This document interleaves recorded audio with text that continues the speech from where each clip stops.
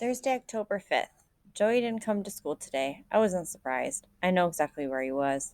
He was in the office at Lake Windsor Middle School, re enrolling. It's the right thing for him to do. It's the right place for him to be.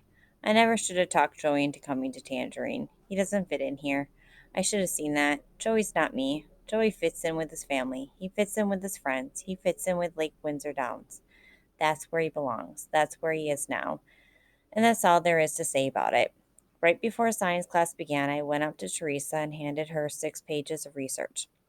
She seemed pleasantly surprised. I said, "So what's up with Tino?" She said, "Not much," and started to look at my papers. "Does the coach know that he got suspended?" "Yeah, I guess so. Everybody else knows." "Is he gonna miss tomorrow's game?" "No, he's coming back tomorrow." "Yeah, I heard he got 3 days." Lewis went in and talked to Dr. Johnson. She said that since Tino didn't actually hit anybody, she'd reduce his time out to 1 day. "Oh, that's cool." Teresa stopped thumbing through my report. She looked me right in the eye, like she never had before.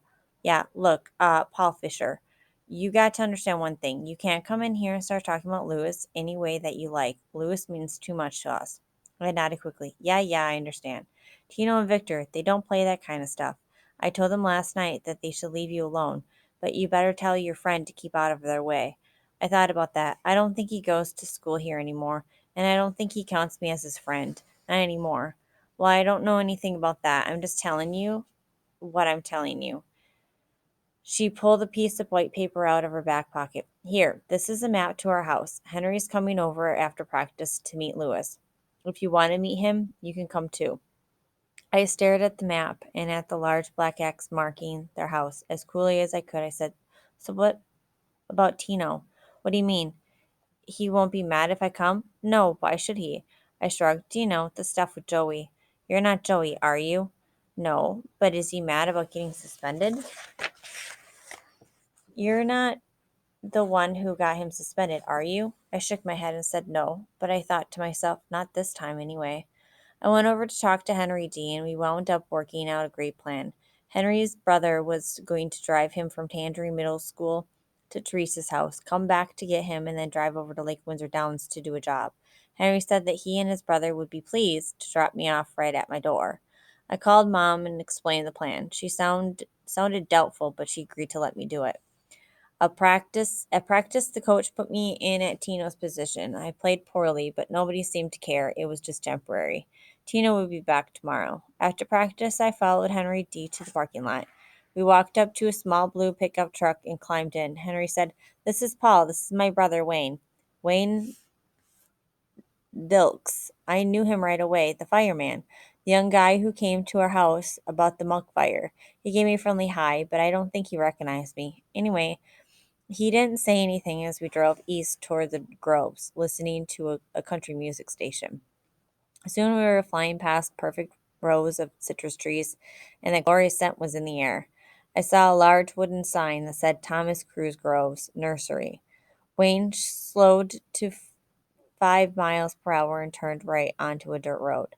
We bumped along past an oblong pond 50 yards across, ringed all around with tall cattails. Behind the pond, on higher ground, was a grove of trees, hundreds of them, all about 10 feet high and 6 feet wide. Water sprinklers rose tall among the green trees like skinny metal weeds. We bumped to the left toward several buildings, a house, a separate garage, a small shed, and another strange looking building. The house was large, 2 stories high, with old shade trees around it. It appeared to be built of cement blocks covered with a kind of mustard colored stucco. We rolled in a cloud of dust past the house, pulled up next to the classic green Ford, and climbed out in front of that other building. Wayne said, "I'll see y'all in an hour," and backed out, leaving us standing before one of the strangest structures I've ever seen. It looked like a gigantic tin can that had been cut in half lengthwise, and then pressed down into the ground. I asked Henry, "What is this thing?" "It's a Quonset hut. They had a lot of them left over after World War II. Some of the citrus farmers bought 'em up cheap as war surplus." "Yeah? Did you find that out on your research?" "Yes, I did." Henry knocked on the wooden door of the Quonset hut. I looked up and figured that the door was 6 feet tall and the hut was 12 feet tall at its highest point. At its lowest points, the ends stuck right out onto the ground. Tino opened the door and said, "Yo, Henry D." Then he turned back inside without acknowledging me. I followed Henry and Tino to the far end of the quinset hut, about 20 yards down through the cool, dark, windowless building. The sides, where the metal ceiling curved down to the cement floor, were jammed with wooden crates, sprinkler heads, wheelbarrows, and all kinds of equipment. We joined Teresa and Lewis at the rear door. Teresa pointed at us and said to him, "That one's Henry D. That other one's Paul Fisher." Lewis smiled. He had large teeth inside a large head. He had a strange shape, too, bony and muscular at the same time. His arms, his legs, his whole body were like thick rope. Lewis said, "Good to see you guys." His voice was soft and seemed accented more than Tino's or Teresa's. He walked ahead of us, limping as if his left knee would not bend. He led us out of the quinset hut toward the weather-beaten trees on a hill north of the house. Lewis stopped about 5 rows in, pointed around him, and said, "This is a grove. We grow a fruit here called the Cleopatra tangerine, and we sell it to citrus packers and juice companies. Our family has done that for 45 years now." Lewis doubled back, and we followed. We turned left at the hut and soon came to an open space as long as a soccer field, but square in shape. Here the trees were like babies, only a foot and a half high, and spaced not much more than a foot apart. There must have been 1,000 of them. Lewis sat down next to one of the baby trees, so we all copied him. He said, "Look around you. This is a nursery. The purpose of a nursery is not to grow fruit, it is to grow trees. When we then sell these trees to fruit growers." Lewis placed a long finger at the base of the baby tree. "This part of the tree is called the rootstock. It is the root and trunk of a rough lemon tree. Believe it or not, every type of tree that we produce here begins its life as a rough lemon tree." His finger rose 6 inches to the knobby beginning of a branch. "At this spot, we cut a slit into the rough lemon tree, set a new type of bud inside, and closed the slit up with tape. Now we have turned the tree into something else, perhaps a Valencia orange tree or a red ruby grapefruit tree. The new bud that we grafted onto the rootstock is called the scion. The word scion means like a child or a descendant of the tree." Lewis pointed his arm back to the tall trees. "Check this out. A scion can be any kind of citrus that you want. Orange, grapefruit, lemon, lime, and they can all be growing on the same tree at the same time. That means that on one little tree, you could have a branch of white grapefruit, a branch of red kumquats, and a branch of green limes, like some kind of Frankenstein fruit tree, all stitched together." He caressed the trunk of the baby tree. "The rough lemon is totally worthless in the supermarket, and yet there's no more valuable trees out here in the nursery." Lewis got to his feet, flushed with feeling. He pointed to the 1,000 baby trees before us. "If you look out here, you'll see that all of these trees are the same. On each, there is one scion grafted onto a rough lemon rootstock. That scion is a new type of tangerine called Golden Dawn." Lewis stared with us at the field that he had created. Then he turned and led us back through the rows of adult trees. He pointed out different types of citrus trees, including some Frankenstein experiments of his own. He answered many questions for our report. All too quickly, we were back at the Quonset hut. Henry D. looked out the door and announced, "Wayne's waiting." I walked up to Lewis and offered my hand to shake. He took it in a powerful rope-like grip. I said, "Thank you, I'm really interested in this stuff." He answered, "Then you should come again." I said, "I'd definitely like to." I turned towards Teresa and Tino. "See you guys later." Teresa waved. Tino acted like he didn't hear. I followed Henry D through the door and then stopped short. There, attached to the back of Wayne's pickup truck, was a short trailer. It had a fat, heavy generator mounted on it with a large fan and a spray nozzle on each side. I said, "What on earth's that?" Wayne answered cheerfully, "It's a sprayer for y'all's mosquitoes." We bumped along with the sprayer behind us all the way to Lake Windsor Downs. As soon as we turned into the entrance, Wayne spotted the blue tents along Joy Street. Look at that now, he said. Y'all are having a regular 10 plagues of Egypt over here, aren't you? Yeah, I said, 10 and counting.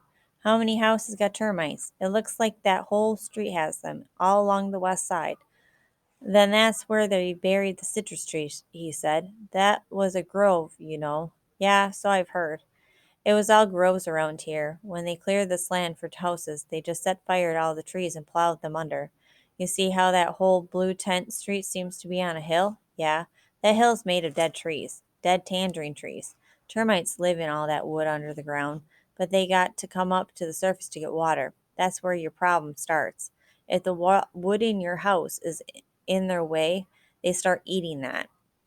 I said, you can stop them though, right? You can kill them. You can call the Orkin army or something. Wayne shook his head. You can't stop them. You can put a barrier around your house. That's about it. But you can't stop them from eating wood any more than you can stop that muck fire from burning or the mosquitoes from sucking blood. We were at the house. I said, here it is. I got out and looked at the spraying rig. You guys gonna turn this thing on now? Wayne smiled. Yeah, we're gonna let her rip. We'll kill some of them skeeters for you anyway. I said, thanks for the ride, Wayne. See ya, Henry. Wayne waved. He reached under his seat and handed something to Henry. Then, in the same motion, they both pulled black rubber gas masks over their faces. They sat there for a minute, looking for a pair of ant-men who had stolen the truck. Then Wayne got out, walked back, and pulled the starter cord on the generator. I watched as the rig coughed and sputtered to life. Then I backed away and hurried inside. I dropped my stuff in the alcove and went into the kitchen for a drink. Out of the corner of my eye, I detected two people in motion, and I heard the fromp, fromp, fromp sound. I knew that Eric and Arthur were practicing in the back. Would they stop when they smelled the insecticide? I got a soda and stood at the breakfast bar, waiting to see what they would do. I saw a billowing white cloud enter the backyard like an angel of death. It came from the right to the left in white waves and quickly filled up the whole yard. But as I watched the scene, it happened again, just like in Houston, just like at the Gray Wall. A feeling came over me, overpowering me, like I had to remember something, whether I wanted to or not. I stared hard into the backyard. First, I could see Eric and Arthur, then I couldn't see them. Then I could see them, then I couldn't, and I remembered our backyard at Huntsville. Mom and Dad were standing in front of me. Dad was directing Eric to move in a circle around and behind me. Dad was saying, okay, Eric, pretend that Paul is in the center of an imaginary clock and I am standing here at 6 o'clock position. I want you to stand at 12 o'clock position, right behind him. Good. Now move to the 11 o'clock position. Then he said to me, Paul, can you see Eric? I said, no, I can't see him. Okay, Eric, move to 10 o'clock. Paul, can you see him? No, I can't see him. Move to 9 o'clock. I can see him. I can see him. I can't see him. I can't see him. Mom broke in. It's okay, honey. It's okay, she said to Dad. There, I told you. The problem is with his peripheral vision. Suddenly, I felt the hot breath of a predator on my neck. I screamed in terror. Eric laughed and ran over to Mom and Dad. He had snuck up on me from behind, from somewhere back around 10 o'clock. Dad snapped at him. Eric, cut that out. Are you here to help us or not? I remember that I started to cry in the middle of that pretend clock, but Mom and Dad did not notice. They were arguing about my eyes or about my glasses. Mom finally said, well, it won't hurt to try, will it? Will it? I'm taking him back there tomorrow to see what they can do. And she did. And that was when I got my new glasses. That was when I started to see better. From that day on, I could see things that they could not. I could see Eric posing in front of them in the shining light of the football dream, and I could see Eric lurking behind me in the shadows of the clock. Thursday, November 2nd. I used to be aware of every hour in every day, but now with soccer games and football games and school and cross curricular projects, whole chunks of time fly by, and I'm amazed at what hour it is. Sometimes I'm amazed at what day it is. The last 4 weeks have been like that. They have gone by in a blur, and it's not just me. Each member of our family is now so busy that we don't even eat meals together anymore. But I'm not complaining. I guess none of us are. We are all doing what we expected to do in Tangerine. We're all becoming big fish in this little pond. Dad is now firmly in command as the director of civil engineering for Tangerine County. Old Charlie Burns didn't survive the avalanche of bad publicity, lawsuits, and criminal charges being hurled at him. He died of a heart attack in his lawyer's office. Dad didn't even go to his funeral. Mom is now the head of the architectural committee, a block captain for the neighborhood watch patrol, and the person most likely to succeed Mr. Costello as president of the homeowners association. No surprises there. Mom knows what she wants for Lake Windsor Downs. What of the news in football? Eric Fisher's fortunes have changed big time. In 4 weeks, he's gone from local joke to local hero as the place kicker for the Lake Windsor High Seagulls. He is now always surrounded by kids who, I suppose, look up to him. I guess people see what they want to see. Eric kicked field goals of 12 and 25 yards in a 20 to zip win over Crystal River. Then he made one for 37 yards to win the Gulf County game 10 to 7. The following week, he was on the front page of the Tangerine Times sports section for making kicks of 40 and 45 yards to beat Flagler 6 zip. Yesterday, he missed from 50 yards, but he hit from 30 and 38 in a 20 to 14 win over Sewanee. Everyone in Tangerine County knows him now, or they think they do. And what about the other member of the family? The other athlete in the family? The Tangerine Middle School War Eagles have won 7 games in a row, and I played in all 7 games. I even started 2 games at fullback after Chandra collided with Dolly in practice and wrenched Dolly's back. I played at all 90 minutes. In the other 5 games, I went in as a sub for either Victor or Maya in the second half. By then, we already had enough goals to beat most of our opponents. 10 to zip over St. Anthony's, 8 to zip over Heritage Baptist, 3 to zip over De Leon, 4 to zip over